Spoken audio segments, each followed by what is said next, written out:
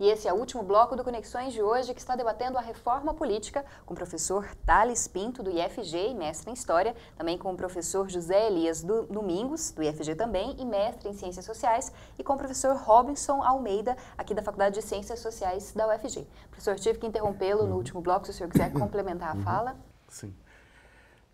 Então, a ideia é, a gente pode ou deve pensar em mudanças no nosso sistema eleitoral para reduzir a necessidade de gastos de campanha para tornar as campanhas mais baratas e assim reduzir o drama do financiamento e eventuais expedientes de corrupção para financiar as campanhas eleitorais.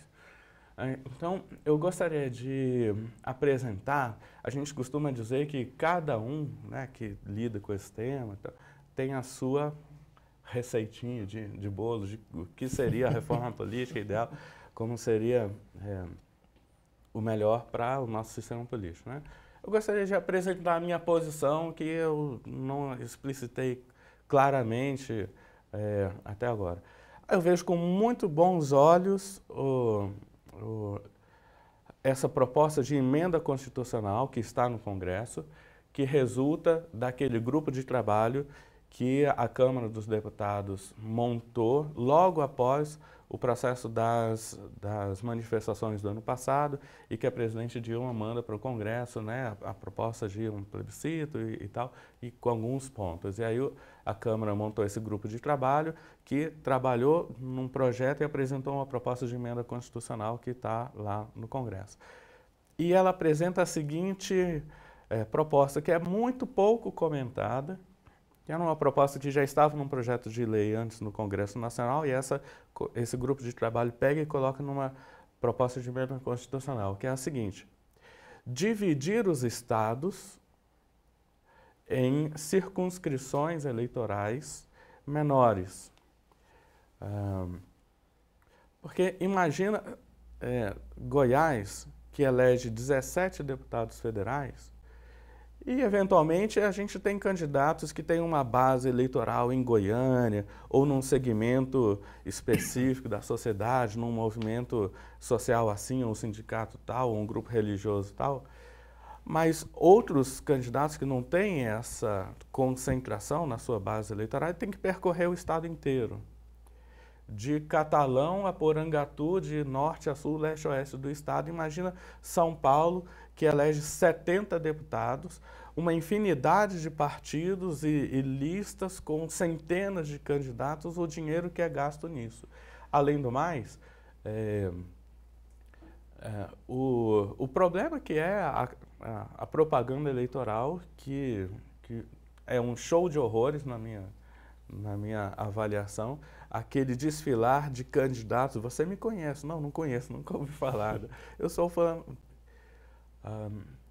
É importante a gente reduzir o número de partidos políticos competindo. Não penso em colocar uma camisa de força, assim, bipartidarismo. Um sistema majoritário chamado distrital no Brasil, que tende a reduzir, levar a 2 partidos.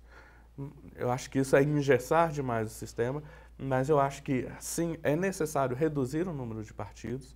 Se a gente reduz o número de candidatos, de cargos em disputa, né, a serem eleitos, a ciência política demonstra bem isso, a gente reduz o número de partidos porque fica mais difícil eleger. Se são 70 deputados a serem eleitos em São Paulo, muitos partidos vão se lançar à competição, porque quem sabe eu consigo eleger um deputadozinho. Se são 5 deputados a serem eleitos, 5 cargos em disputa, os pequenos não têm chance. Então você não fecha uma camisa de força bipartidária, mas você vai ter um pluripartidarismo moderado. Mas, professor, desculpa, não seria uma concentração de poder muito forte em alguns candidatos ou em alguns partidos, e o que estaria indo ao contrário do que vem sendo proposto aí, né, a partir do ano passado e tudo mais, que seria uma participação popular mais ampla e mais plural, assim, porque o que se vê pelo menos essa proposta do governo federal e esse plebiscito popular que foi realizado por algumas entidades aí que se propõem a fazer uma constituinte exclusiva, né, da questão da reforma política, né, abrindo a discussão mais ampla, que é justamente, de certa forma, né, evitar o tipo de ação política do ano passado, né, que foge do controle da ordem do Estado. Então, nesse caso, não tem diálogo, tem a repressão e as prisões, como tiveram agora em 2014, aqui em Goiânia, como teve no Rio de Janeiro, em São Paulo, mas também se abre um canal de diálogo para institucionalizar essas propostas que são colocadas mais à esquerda, de abertura para isso, né? De tirar desses partidos essa preponderância, essa centralização do poder e trazer para instâncias da sociedade, né? Através desses conselhos. Porque centralizar em partidos ou em alguns poucos partidos diminuir o número de deputados, isso dá um poder muito grande a determinadas instituições políticas aí, que podem não representar os anseios que foram colocados agora nesse momento, né? Na verdade, pode criar um outro problema que vai ser, né, germinado, que vai explodir um pouco mais à frente, né? Na verdade, eu penso assim, esses anseios são anseios de uma parte da sociedade.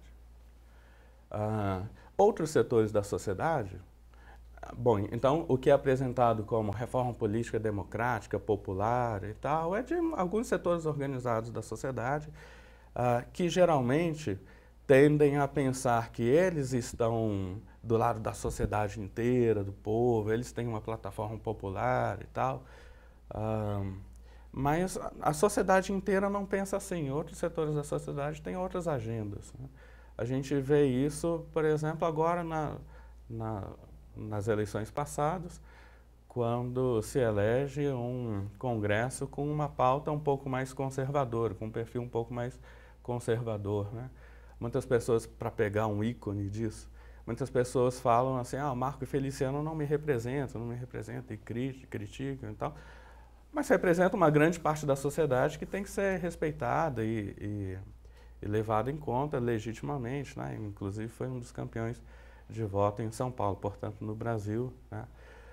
Outros setores da sociedade têm uma agenda de reforma política que é do chamado voto distrital, que é mais, digamos assim, concentrador e excludente, que, como eu ia falando, tende a concentrar em dois grandes partidos, né? Então, essa proposta que está nessa PEC, proposta de emenda constitucional, pode ser entendida como um meio termo entre um sistema muito permissivo de muitos partidos e um sistema muito restritivo que seria do chamado voto distrital.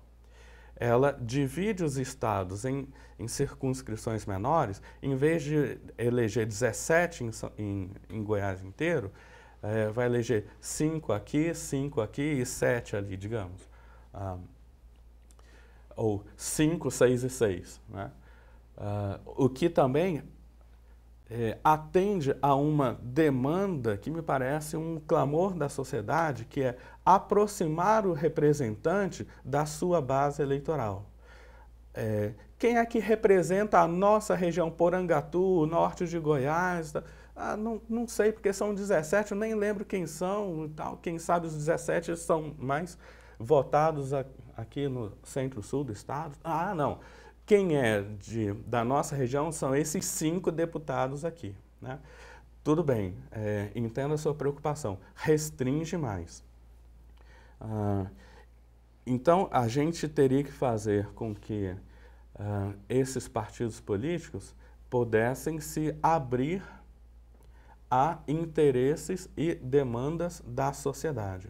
A minha preocupação com a lista fechada é que os partidos políticos fiquem apenas na sua pauta. O programa do partido tem que ser mais importante. Joia, muito bem. Mas e o programa da sociedade, de setores da sociedade, que às vezes não será contemplado nos partidos políticos? A minha ideia é manter a lista aberta e permitir a institucionalização de facções, coisas que já existem de forma mais ou menos formalizada nos partidos, grupos, sublegendas, de forma que os eleitores pudessem, eu eu me identifico com o PT, mas com o PT mais cristão ou mais conservador, ou mais liberal do ponto de vista dessas questões, né, socioculturais e tal, mais ambientalista ou mais ligado a determinados sindicatos, mais isso ou mais aquilo, de forma que o eleitor possa escolher o partido e dentro do partido quais, digamos, sublinhas, e o partido, assim, os poucos partidos que houver, se ampliem, se tornem mais porosos para os interesses que a sociedade manifestar, né? E se tornarem, assim, mais capazes de, embora sendo menos partidos, se tornem capazes de abranger essa pluralidade representando a sociedade.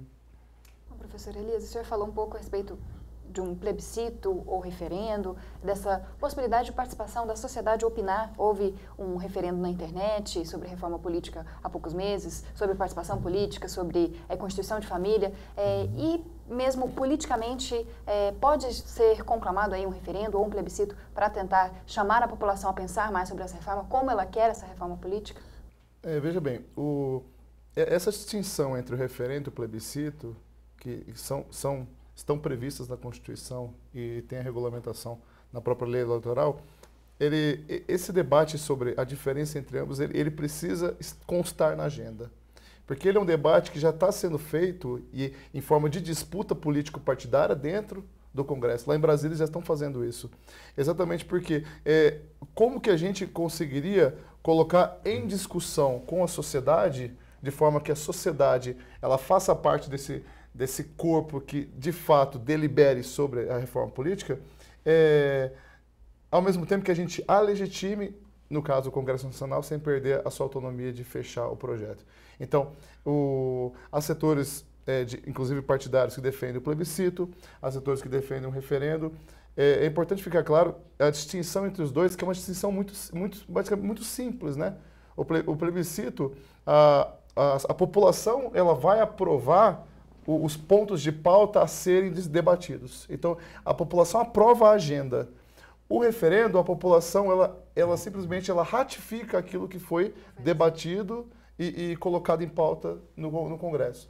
Então, tem se feito muito esse debate. Só que eu acho que ele ainda está um debate morno, porque justamente porque a gente ainda precisa de canais, precisa de instâncias que debatam esses pontos da reforma política para exatamente fortalecer a legitimidade de um plebiscito, por exemplo, da população ter plena ciência de que, poxa, eu estou deliberando sobre algo que essencialmente foi debatido na sociedade, mas aí a gente tem um problema, claro, de cultura institucional, de falta desses pontos, por exemplo, como a gente está fazendo aqui, serem de fato colocados para discussão em diversas instituições e principalmente eu enfatizo os meios hegemônicos midiáticos, sabe? Então, esse ponto da reforma política ele tem que urgentemente entrar na agenda de discussão em diferentes instituições para que a gente possa, de fato,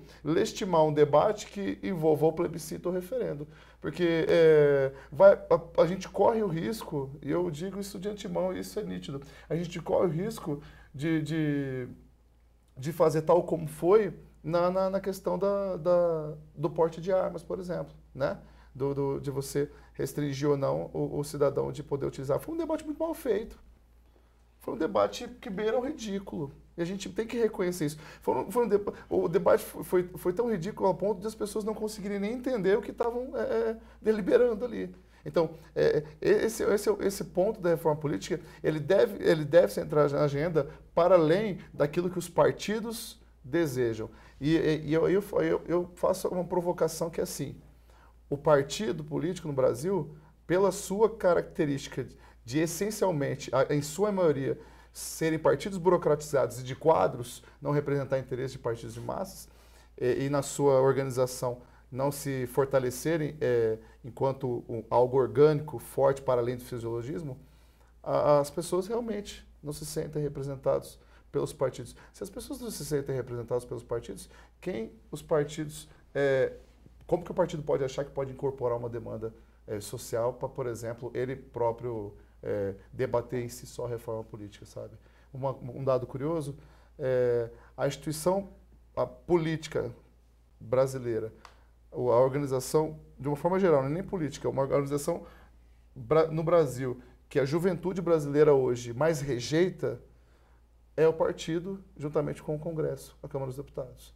Então, a gente pensando em termos de juventude, que é um debate que está posto aí, se existe essa comprovação de que não há essa organização que a legitime, a sociedade civil deve se fortalecer nesse ponto. As instâncias que movimentam a sociedade civil devem se fortalecer nesse ponto.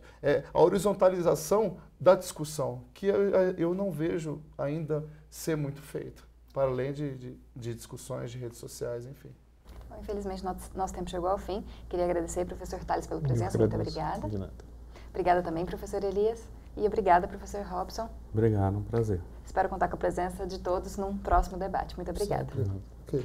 Bom, e você também pode ser um parceiro do Conexões, mandando sugestões de pauta, perguntas ou críticas para o e-mail ou para as redes sociais. Também pode assistir a todos os programas que já foram produzidos no blog do Conexões.